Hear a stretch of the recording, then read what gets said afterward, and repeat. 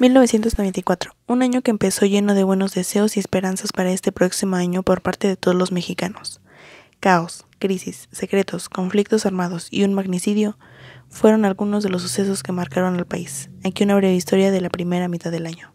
El 1 de enero de 1994 entra en vigor el TLC, que se había firmado desde el 17 de diciembre de 1992, siendo retrasado por controversias y oposición por parte de Estados Unidos. Después de que la mayoría de familias habían festejado el Año Nuevo la noche anterior, la mañana siguiente la mirada de los mexicanos volvió a Chiapas, donde tiene lugar el levantamiento armado del STLN, que ocupa diversos municipios de la entidad, declarándole la guerra al Estado mexicano a través de su Declaración de la Selva Lacandona, donde piden trabajo, tierra, techo, alimentación, salud, educación, independencia, libertad, democracia. Nuestra organización, que se llama Ejército Zapatista de Liberación Nacional, cuya dirección es mayoritariamente indígena: Tzotzil, Celtal, Chol, Tojolabal, Zoque y Mau. La población indígena chapaneca padece 15,000 muertes al año, y con la gran vergüenza de que la mayoría por diarreas y enfermedades digestivas.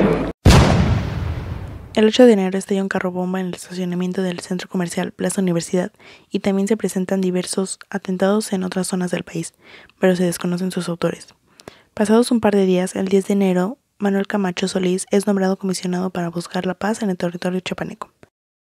El nombramiento de Camacho no le vino del todo bien al candidato a la presidencia, Luis Donaldo Colosio, ya que le restaba importancia, porque ese mismo día inicia su campaña política. Se tenía planeado que el primer mitin fuera en Chiapas, pero se lo niegan. Y Salinas pidió a Colosio ir a empezar su campaña el 10 de enero en Chiapas. Por lo tanto, cambia de destino y se va a...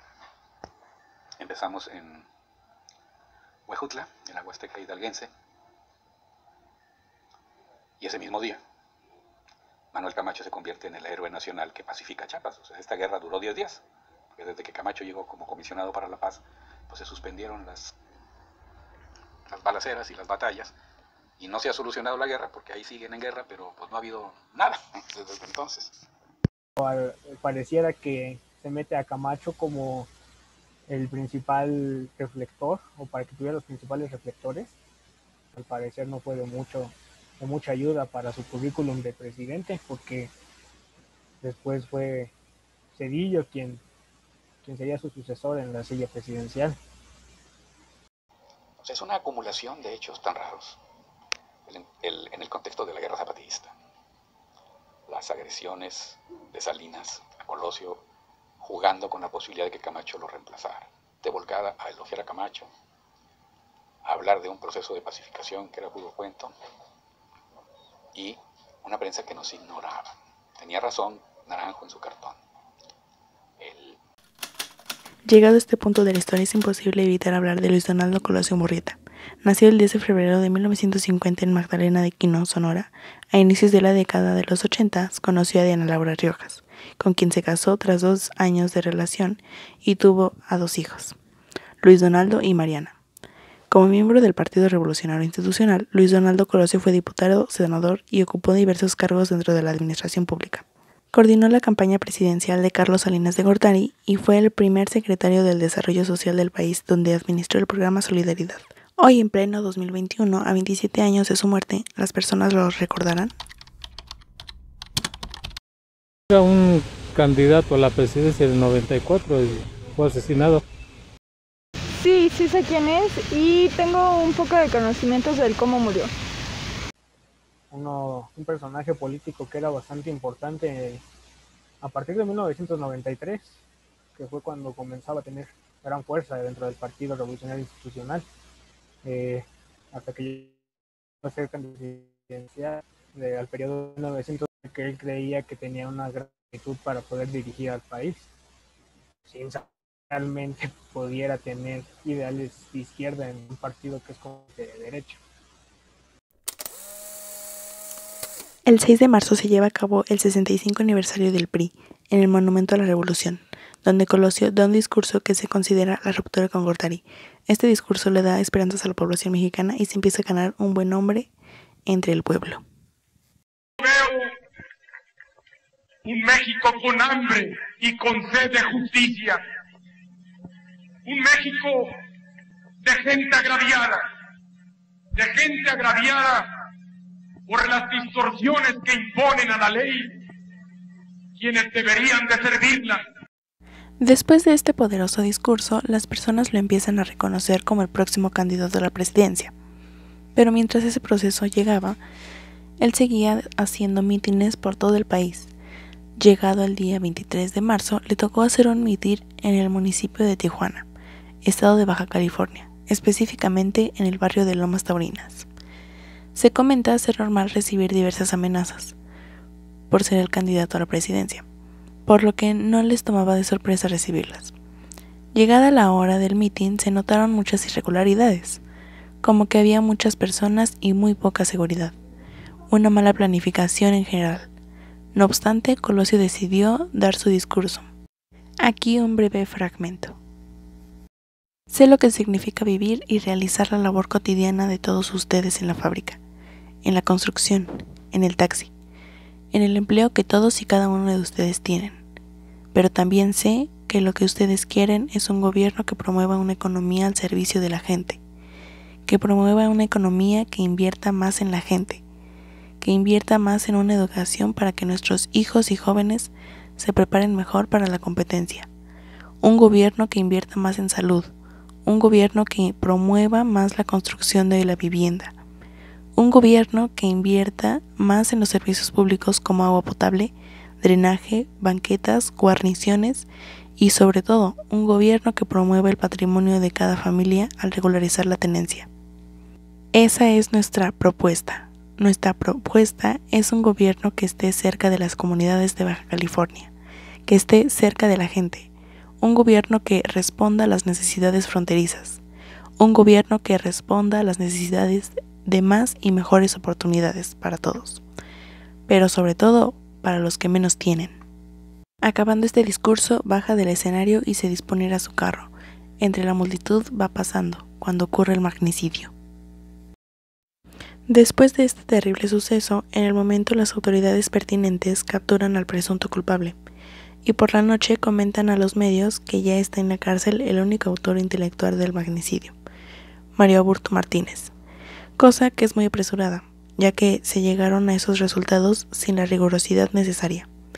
Esto hizo desconfiar a la población mexicana al respecto de la verdad. Esto es lo que piensan algunas personas. Sí, sería importante porque en el ideario de todos los mexicanos está que detrás de ese asesinato está Carlos Salinas de Gortari. Yo creo que sí, porque es parte de nuestra historia y además en las próximas elecciones, pues también yo creo que influiría un poco respecto a los partidos. Al final de cuentas sigue sin resolverse. Tengo entendido que tiene una persona detenida desde ese tiempo como el principal culpable y único, ¿no? El cual también tengo entendido que no ha recibido sentencia. Entonces, ¿ya para qué hacerle al cuento?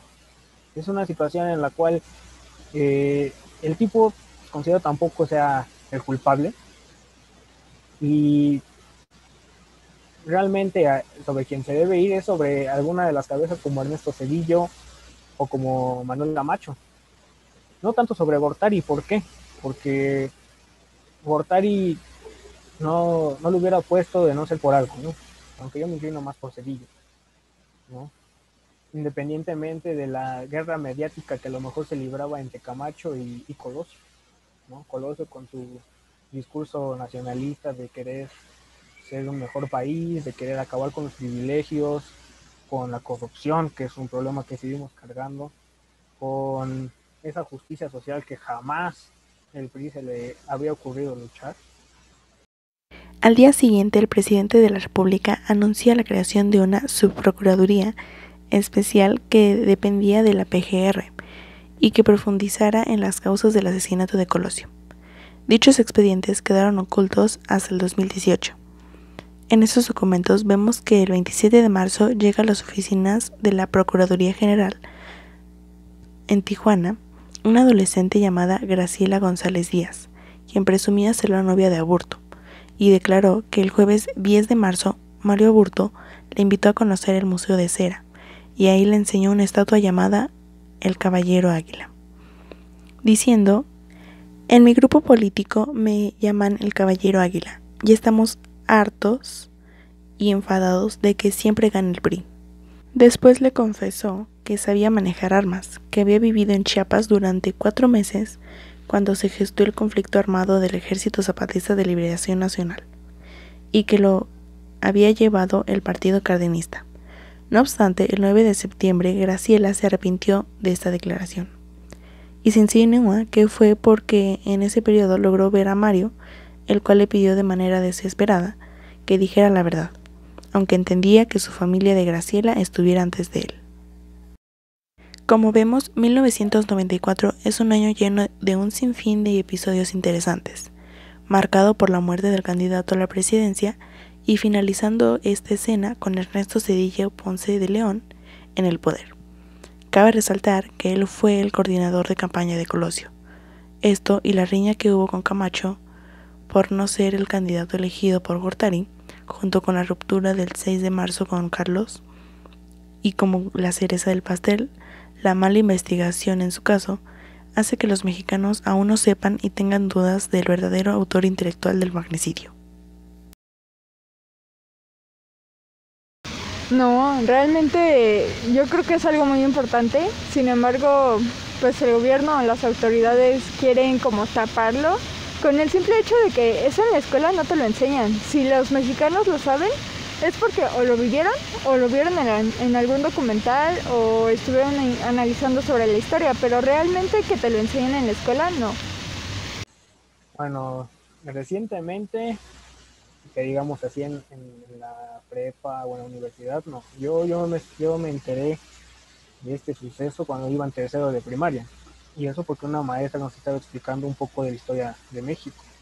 Y ahí fue cuando ella dijo que a ella le hubiera gustado votar y que fuera su presidente Colosio. Y nos platicó un poco de su forma en cómo fue que lo asesinaron. Entonces yo considero que es algo que a lo mejor tratan de borrar de la historia, ¿no? Y pues digo, tampoco se tiene por qué hacer. Simplemente ocurrió en la historia y se tiene que explicar el contexto, explicar las situaciones, cómo se encontraba el país,